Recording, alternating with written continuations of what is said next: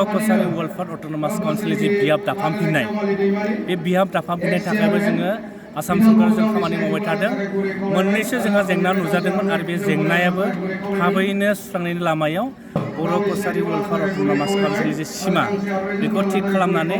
इलेक्सनखौ थाबैनो खालामनाय जागोन होननानै बिथाङा जोंनो खोथा होदों। दुलाराय बर' फरायसा आफाद,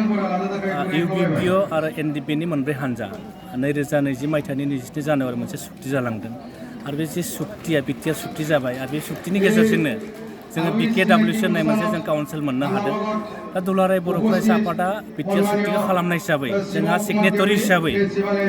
बिनि मोनफ्रोमबो दफाखौ मावफुंनांगौआ जोंनि बिबान आरो बेखौ लानानैनो जोंनि मानव गेदेर आफाद दिपेन बर'नि दैदेननायाव दुलाराय बर' फरायसा आफादा जों बिटिआरनि मोनफ्रोमबो दफाखौ मावफुंनो थाखाय जों खामानि मावबाय थादों। लोगोसे बर' कसारि वेलफेयार अट'नमास काउन्सिलनि जि बियाब दाफामफिननाय बे बियाब दाफामफिननायनि थाखायबो जोङो आसाम सरकारजों खामानि मावबाय थादों। मोननैसो जोंहा जेंना नुजादोंमोन आरो बे जेंनायाबो थाबैनो सुस्रांनायनि लामायाव आरो जोंनो आसामनि गिबि मन्त्रि डक्टर हिमन्त बिश्व शर्माया दुलाराय बर' फरायसा आफादनि मानव गेदेर आफादगिरि बिथांनो मोनसे खोथा होदों आरो जोंनि बर' रायजोनो मोनसे खोथा होदों जे थाबैनो मोननैसो जेंनाया सुस्रांजानायनि उनावनो थाबैनो बर' कसारि वेलफेयार अट'नमास काउन्सिलनि जे सिमा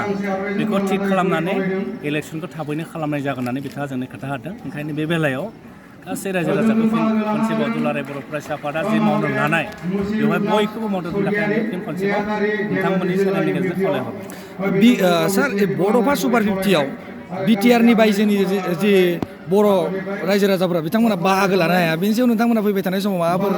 एजेन्डा लागोन नामा? बे प्रमद बर' दैदेननाय आथिखालाव बिटिआरनि प्रमद बर' दैदेननाय जे सरकार बिथाङा बड'फानि बै सिमांखौ लानानैनो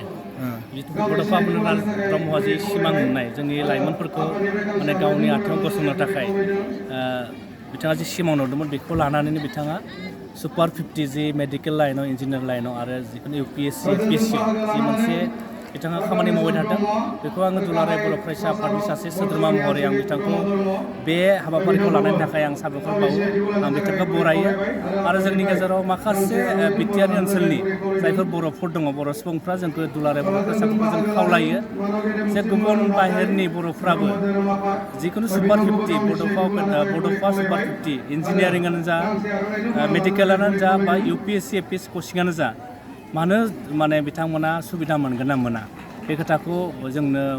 माखासे जोंनाव सोंथि सोङो आरो बेखौ लानानै जोङो बिटिआरनि बाहेरायाव थानाय बर'फ्राबो सुपार 50आव